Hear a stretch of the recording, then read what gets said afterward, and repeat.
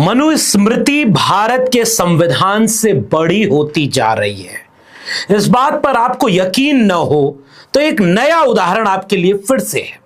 उत्तर प्रदेश के बहराइच जिले में एक न्यायाधीश ने यानी जज ने अपने फैसले में मनुस्मृति को कोट किया है और दंड देने के विधान को महत्वपूर्ण बताया है। यानी मनुस्मृति अब केवल सिलेबस में नहीं है। मनुस्मृति में कोई बाबा टीवी पर बैठकर ही नहीं कहता कि संविधान से बड़ी मनुस्मृति है, या दिल्ली विश्वविद्यालय के सिलेबस में मनुस्मृति लगाई जा रही हो, यही खतरा नहीं है। हिंदू राष्ट्र बनाने वाले जितने कथावाचक हैं वो मनुस्मृति को बड़ा मानते हो, इतना ही बड़ा खतरा नहीं है। अब इस देश के न्यायपालिका में, कानून में जज एक फैसला लिखते हुए मनुस्मृति को कोट कर रहा है। पहले भी कभी हुआ हो जरा आप बताइएगा। लेकिन बहराइच जिले का मामला है और ये मामला भी बड़ा अजीब है। इस पर विस्तार से बात करेंगे कि आपको याद है वो एक नवयुवक डीजे लेकर जा रहा है, एक धार्मिक जुलूस है, फिर अचानक से माहौल तनावपूर्ण हो जाता है। फिर वो एक व्यक्ति, एक राम गोपाल मिश्रा नाम का एक कम उम्र का व्यक्ति एक घर पर चढ़ करके हरे रंग का झंडा उतारता है और एक दूसरे रंग का झंडा, भगवा रंग का झंडा फहरा देता है। फिर गोली लगने से उसकी मौत हो जाती है। ये वही मामला है जिसमें फैसला आया है, थोड़ी बात इसकी भी करेंगे। लेकिन आईएएस संतोष वर्मा अगर नाम है तो एक बयान के आरक्षण खत्म करने के लिए अंतरजातीय विवाह होना चाहिए, अगर उसके कहने का तरीका ही में थोड़ी दिक्कत हो जाए तो देखिए उस पर क्या क्या कार्रवाई होने के तरीके निकल गए हैं। विरोध हो गया, कैसे बोल सकते हो तुम, पूरे समाज का अपमान किया। हमने भी कहा ठीक बात है, लेकिन उसी देश में जाने कितने लोग, अरे भाई एक व्यक्ति वकील जज सुप्रीम कोर्ट के चीफ जस्टिस के ऊपर जूता फेंक दिया, कुछ नहीं हुआ। बाद में कुछ दिन पहले अभी देख रहा था मैं, तो अजीब सी एक वीडियो आती है जिसमें एक व्यक्ति उसे मार रहा है जूता, आपने भी देखी होगी। वो कह रहा कौन हो तुम, पता नहीं, मुझे तो बड़ी स्क्रिप्टेड टाइप की लगती थी क्योंकि अब टीवी चैनल वाले उसका इंटरव्यू लेते नहीं। सुप्रीम कोर्ट के चीफ जस्टिस ने मना कर दिया था और देश में उसके खिलाफ नहीं, उसके पक्ष में माहौल बना था। ये सब जायज है, लेकिन अगर पवन कुमार शर्मा जज का नाम है, मनुस्मृति को कोट करते हुए जो वो कह रहे हैं, वो जो सारी बातें कह रहे हैं, वो बहराइच पुलिस के उस समय के जो सफाई थे, जो स्पष्टीकरण था, उसके ठीक खिलाफ आ गया। यानी अफवाहों पर ध्यान न दें, ये बहराइच पुलिस कह रही थी और जज साहब ऐसा लग रहा है कि अफवाहों के आधार पर एक मनुस्मृति को कोट करते हुए फैसला सुना गए। अब जरा विस्तार से पूरे मामले को समझिए। उत्तर प्रदेश के बहराइच में बीते दिनों 13 अक्टूबर 2024 को एक बड़ा दंगा जैसा माहौल फैल गया। एक धार्मिक जुलूस हिंदू संगठनों का चाह रहा था और बाद में अब इसमें इतनी कहानियां हैं साहब, अब आप तो ताकत में है नहीं, इसलिए आपकी सारी कहानियां गलत होंगी।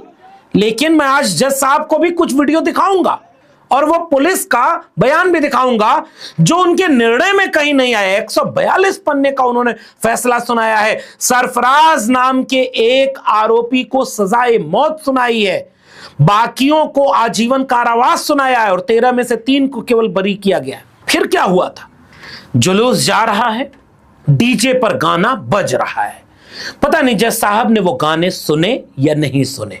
अब चूंकि जज साहब हैं, उन पर कोई टिप्पणी कर देंगे तो कंटेम्प्ट ऑफ कोर्ट लग जाएगा भाई, याद रखिएगा। जज साहब कुछ भी कर सकते हैं एक खास तरह के रुझान के बावजूद, वो मनुस्मृति को कोट भी कर सकते हैं।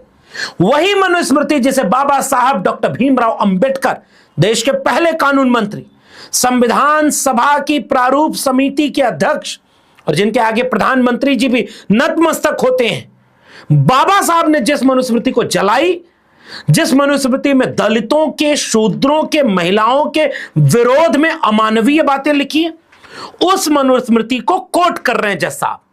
लेकिन जज साहब को यह कहानी पता नहीं होगी या पता रही होगी, उन्होंने कैसे उसे देखा है यह आप लोगों के ऊपर मैं छोड़ देता हूं।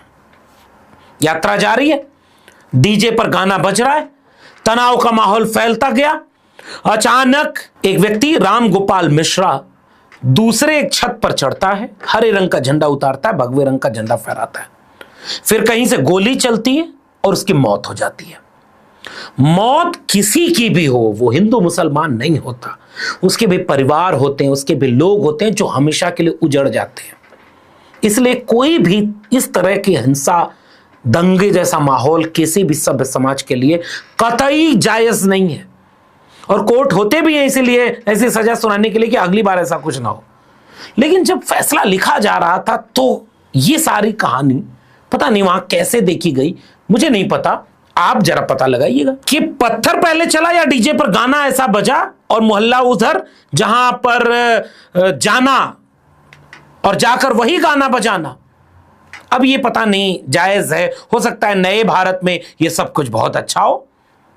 और इतनी वीडियोस वायरल हुई, जज साहब कितनी वीडियो आपने देखी। चलिए सबसे पहले सबसे अहम मुद्दे पर बात करते हैं।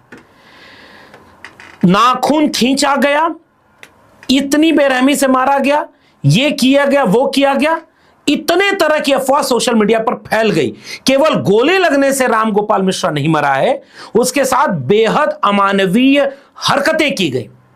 और जैसे ही सोशल मीडिया पर यह वायरल होने लगा, जज साहब आपके लिए एक पोस्ट है बहराइच पुलिस की, और बहराइच पुलिस ने 16 अक्टूबर 2024 को लिखा है कि दिनांक 13 अक्टूबर 2024 को कस्बा महाराजगंज थाना हरदी जनपद बहराइच में घटित घटना में एक हिंदू व्यक्ति की हत्या के संबंध में सोशल मीडिया में सांप्रदायिक सौहार्द को बिगाड़ने के उद्देश्य से भ्रामक सूचना, जैसा आप ध्यान दीजिएगा, जैसे मृतक को करंट लगाना, तलवार से मारना एवं नाखून उखाड़ना आदि बातें फैलाई जा रही हैं जिसमें कोई सच्चाई नहीं है।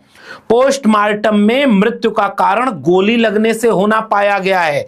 इस घटना में एक व्यक्ति के अतिरिक्त अन्य किसी की मृत्यु नहीं हुई है। अतः सभी से अनुरोध है कि सांप्रदायिक सौहार्द को बनाए रखने के लिए अफवाहों पर ध्यान न दें व भ्रामक सूचनाओं को प्रसारित न करें। जज साहब, यह बहराइच पुलिस ने कहा था और जिन बातों को आपने जजमेंट में कोट किया है उसको इन्होंने अफवाह माना था। अब दोनों में से तो एक सही होगा। आप जज हैं, आपने पैरवी की होगी, इतने लंबे समय तक ट्रायल चला होगा, आपने सारे तथ्य देखे होंगे। मैं उम्मीद करता हूं, क्योंकि मैं अगर कुछ भी दाएं बाएं बोलूंगा, आप साहब कुर्सी पर इतने बैठे हैं और हुकूमत कैसी है ये आप भी जानते, तुरंत मामला बदल जाएगा। लेकिन ये जो हुआ इसका जवाब क्या है जज साहब, एक नागरिक के तौर पर हम भी जानना चाहते हैं। अब आपने जज साहब अपने निर्णय में क्या लिख दिया? उपरोक्त विधि दृष्टांत के परिप्रेक्ष्य में दोष सिद्ध अभियुक्त गण का कृत्य अत्यंत नृशंस प्रकृति का, जिनके द्वारा एक निहत्थे नवयुवक की हत्या, उसके शरीर को गोलियां चलाकर छन्नी कर दिया, उसके पैरों को इस तरह से जलाया कि उसके नाखून तक बाहर निकल गए, इस कृत्य समाज में अशांति व अस्थिरता पैदा कर दी। दोष सिद्धों के इस कृत्य से मानवता कराह उठी, सामाजिक व्यवस्था चरमरा गई तथा विखराव के कगार पर पहुंच गई। एक वर्ग की आस्था एवं विश्वास की भी हत्या हुई है। ऐसे शैतानों के लिए न्याय की समुचित मंशा में इस प्रकार दंड दिया जाना चाहिए जिससे समाज में पनप रहे हैवानों के अंदर भय उत्पन्न हो और समाज में न्यायिक व्यवस्था के लिए विश्वास उत्पन्न हो। मनुस्मृति में यह कहा है कि दंड शास्त्री प्रजा सर्वा दंड एवाभिरक्षित दंड सप्तेषु जागर्ति दंड धर्मे विदुर्वधा। मनुस्मृति के अनुसार प्रजा द्वारा राज धर्म का पालन किया जाए, इस दृष्टि से दंड विधान का होना नितांत आवश्यक है। जज साहब, बहराइच पुलिस जिन्हें अफवाह कह रही थी, आपने वो सारे बातें जजमेंट में लिखी है। बाकी फैसला मैं पूरे देश की आवाम पर छोड़ता हूं। जज साहब है, सब देख करके, सब जान करके, जांच पड़ताल करके फैसला लिखा होगा और बहुत सोच समझकर मनुस्मृति को कोट किया है।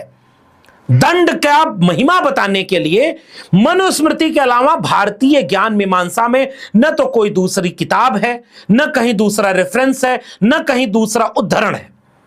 और जज साहब ने शायद मनुस्मृति के अलावा और कुछ पढ़ा नहीं पढ़ा। जज है भाई, मैं कुछ भी बोलूंगा तो दाएं बाएं हो जाएगा। लेकिन जज साहब, संविधान में अपने आप ये सारे प्रावधान है, मनुस्मृति की याद क्यों आई? और आपको संविधान की नहीं याद आई वो एक बात है, लेकिन अब संविधान के मानने वाले बहराइच पुलिस बनाम इस मामले का, जिसे अफवाह मान रही थी बहराइच पुलिस, उसे आपने जजमेंट में लिख दिया। अब इससे क्या होगा? जज साहब, मैं आपको कुछ वीडियो दिखा देना चाहता हूं जो मुझे पक्का यकीन है कि आपने इस फैसले में जरूर देखी होंगी। कई वीडियो एक साथ देख लीजिए। कुछ आदमी गद्दारी कही गए ने पूरा हमारा दिन खत्म हो जाता इस वाले टाइम दी ना 2 घंटे का। दैनिक भास्कर के हिडन कैमरे पर यह कबूलनामा बहराइच हिंसा में शामिल 2 उपद्रवियों का है। क्या यह हिंसा पहले से प्लान थी? इस सवाल का जवाब जानने के लिए दैनिक भास्कर ने इन्वेस्टिगेशन की। इसमें 3 किरदार सामने आए। पहला उपद्रवी, दूसरा पुलिस अफसर और तीसरा वो थाना प्रभारी जिस पर कार्रवाई की। हिंसा से जुड़े उपद्रवियों ने कहा पुलिस ने सिर्फ 2 घंटे की छूट दी, अगर वो गद्दारी नहीं करते तो पूरा महाराजगंज जला देते। लोग पागल हो गई कि एक बार मुसलमानों को गिरा देना क्या समझो। ये एजेंसी जल गई, गाड़ियां जल गई, तो दुकानें जल गई। तो कई बंदे थे, अब कोई हम जरूरी थोड़ी ना हम ही फूकेंगे, जिसका नंबर आ गया है वही फूक देगा। तो सारे पुलिस वाले हट भी गए, सारे हरदी थाने के थे, तो हमारे क्षेत्र ये वहाँ मौजूद थे। अच्छा। मूर्ति में ठीक इन लोगों ने गद्दारी की वहाँ, ये सारे सस्पेंड हो गए हैं, दूसरे आए। इन्वेस्टिगेशन का दूसरा किरदार हरदी थाने में पूर्व में तैनात रहा एक पुलिसकर्मी है, जिसने कहा यहाँ विधायक का रुतबा इतना है कि बिना उसकी इजाजत के पत्ता भी नहीं मिलता। बाकी फैसला मैं उत्तर प्रदेश और पूरे देश के आम आवाम के हाथ में छोड़ देता हूं। वो जज हैं, वो कुछ भी लिख सकते हैं, लेकिन इस देश में अब जो गति है, जिस दिशा में चीजें जा रही हैं, मीडिया में जिस तरह खबर आई उसके बाद सोचिएगा कि ये देश किस दिशा में जा रहा है। अगर आप एक धर्म विशेष के हैं तो सब कुछ आपके पक्ष में होता चला जाएगा, मनुस्मृति भी आपके पक्ष में। और अगर बाकी आप कुछ भी हैं तो आप जरा सोचें, समझें। और आखिर में मेरी गुजारिश, हिंदू मुसलमान, मंदिर, मस्जिद, किसी भी तरह के दंगे, तनाव, झगड़ा, सोशल मीडिया पर किसी धर्म के खिलाफ लिखना, कुछ भी, इनसे नौजवान बचें। रामगोपाल मिश्रा का परिवार जो खोया आज तक नहीं पाया होगा, कभी उसकी क्षतिपूर्ति नहीं हो सकती। और सरफराज को जो सजा मिली है या उसके पहले जितनी कार्रवाई हुई, उन परिवारों को भी कोई दर्द बांटने नहीं जाएगा। गरीब मारा जाएगा, उसका मजहब नहीं होता, लेकिन राज्य का, कोर्ट का और पुलिस का भी तो मजहब नहीं होता। वाकई आप अपनी टिप्पणी नीचे कमेंट बॉक्स में जरूर बताइएगा। फिलहाल इस वीडियो में इतना ही। अगर पसंद आई हो वीडियो तो शेयर करिएगा। चैनल को सब्सक्राइब नहीं किया तो चैनल को सब्सक्राइब जरूर करिएगा। बेल आइकॉन यानी घंटी का बटन दबाएंगे तो अगली वीडियो की सूचना मिलेगी। ज्वाइन करेंगे तो हमें ताकत और हिम्मत मिलेगी। अगर आप इस वीडियो को ट्विटर यानी एक्स या फेसबुक पर देख रहे हैं तो हमें फॉलो करना मत भूलिएगा। फिर मिलेंगे, तब तक के लिए बहुत बहुत धन्यवाद।